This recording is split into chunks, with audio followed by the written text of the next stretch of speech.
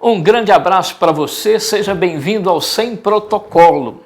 Hoje estou recebendo um advogado, gente finíssima, meu amigo, da melhor qualidade, Dr. Walterson Teodoro. Bata aqui, seja bem-vindo ao Sem Protocolo, meu amigo. Jorge Valeriano, é um prazer receber o seu convite para estar aqui para um bate-papo tranquilo sobre a realidade brasileira, principalmente do mercado imobiliário, e principalmente por ser um programa sem burocracia e sem protocolo. A ideia é essa. Você já fez a sua inscrição no nosso canal? Vai lá, se inscreva, dá um joinha para você ficar por dentro de tudo que vai acontecer aqui, tá certo? No caso do imóvel, como é que nós estamos hoje, as perspectivas para esse ano de 2023 do horizonte de imóveis, doutor?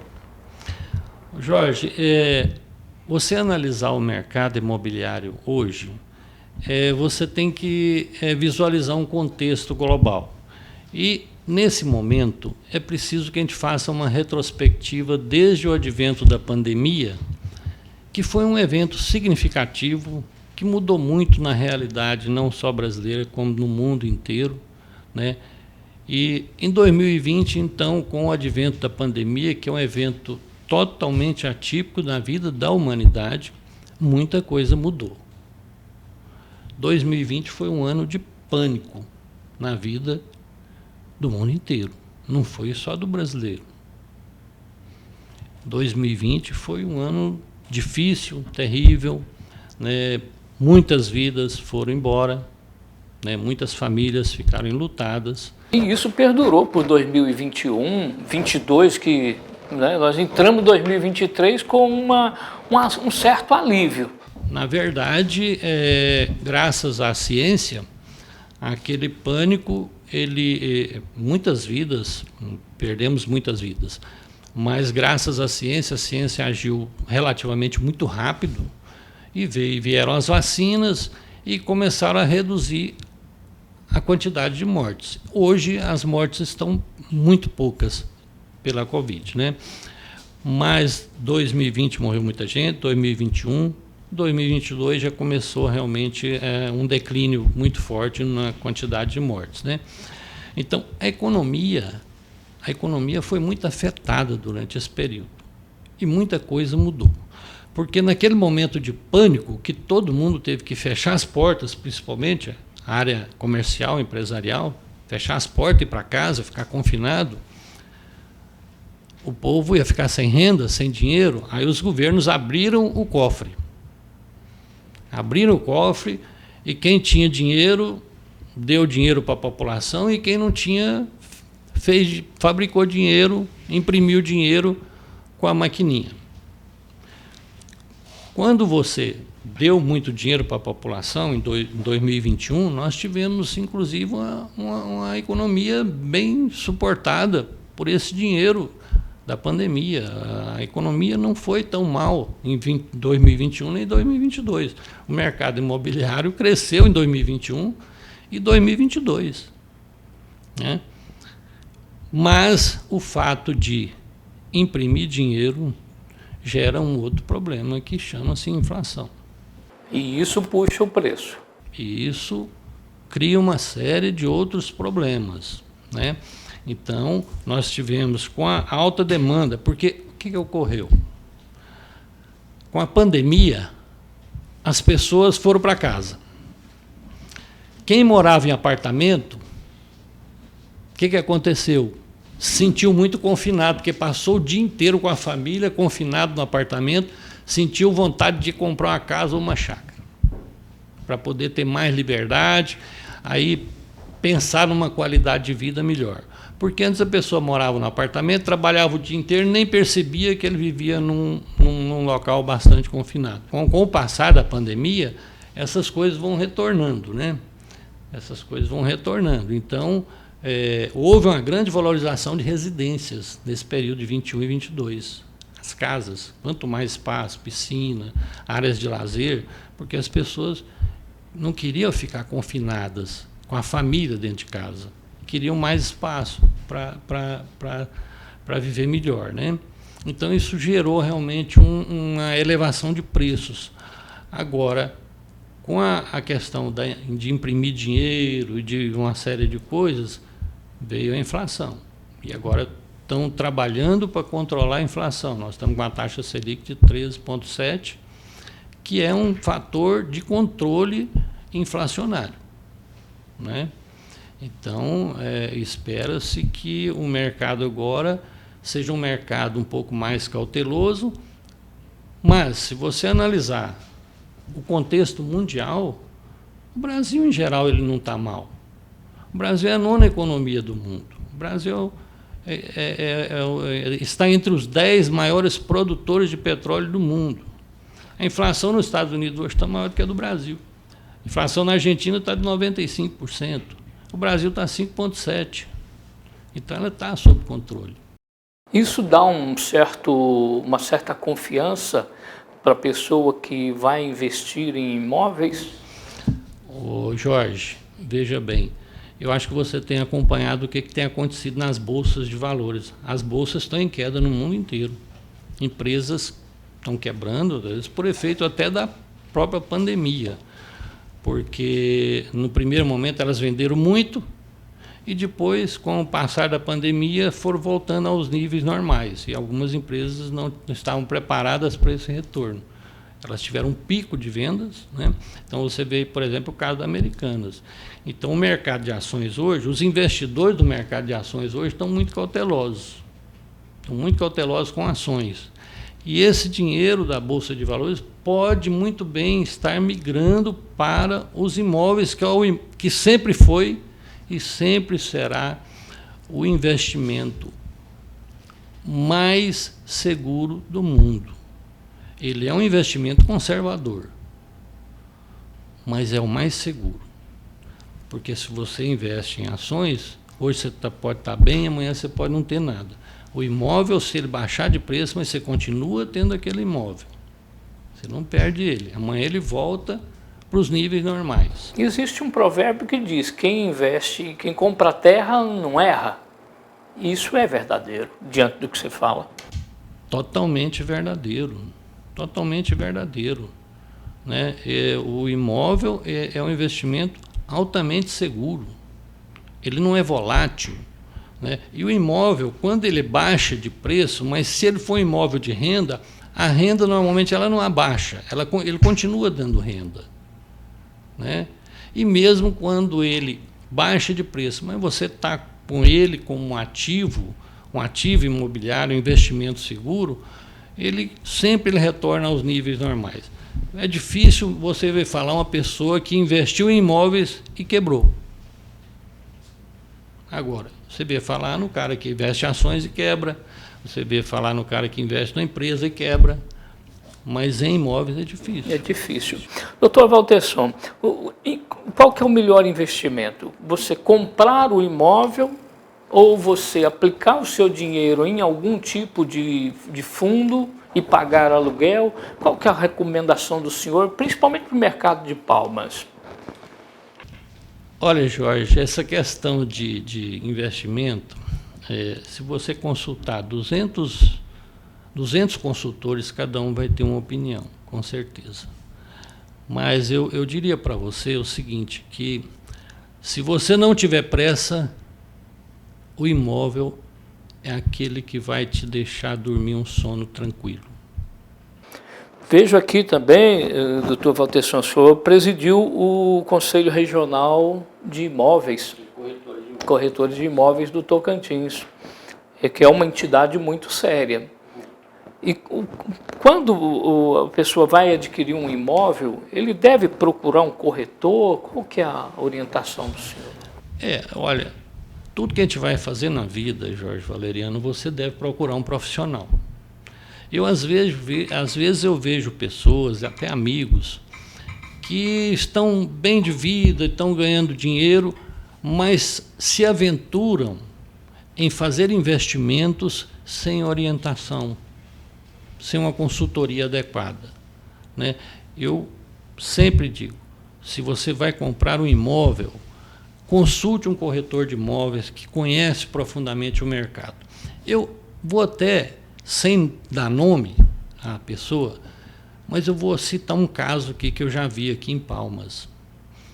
Tem uma pessoa conceituada, chegou de fora, chegou com dinheiro, e ele, ao invés de consultar um profissional sobre como ele deveria investir o dinheiro dele aqui em Palmas, ele não consultou. Ele saiu pela cidade, onde ele viu uma placa, ele comprou um imóvel. E na época ele comprou um imóvel lá na Vila União, na quadra 73. Naquela época, essa quadra 73 era uma das últimas lá. Ele comprou um imóvel comercial lá e chegou lá e fez um predinho de 2 pavimentos, mas predinho muito bem feito, no granito, no vidro blindex e tal. Gastou muito dinheiro. Aí ele colocou o imóvel para alugar. Ficou lá com placa muito tempo, porque o imóvel estava no lugar errado. Ele fez o investimento no lugar errado. Ele não consultou o profissional para orientar ele. Aí o imóvel ficou lá muito tempo sem alugar, depredaram o imóvel, aí ele deu vontade de vender. No fim, ele ficou tão desgostoso que ele trocou esse imóvel lá numa terra, lá no Jalapão, uma fazenda de areia. Então, assim, ele teve um prejuízo muito grande porque faltou sentar com o profissional e se orientar. O mercado não perdoa, né? Não tem espaço para amadorismo. Não tem, Jorge. E eu até, uma época, eu participei de um treinamento sobre mercado. E uma das formas do treinamento, uma das atividades do treinamento foi o seguinte: quando foi à meia-noite, reuniu todo mundo, vendou os olhos e nós fomos fazer uma trilha de olhos vendados. Olha, nós pisamos nas pedras, batemos a cabeça, chegamos 2 horas depois, todo mundo arranhado, sofrido, machucado.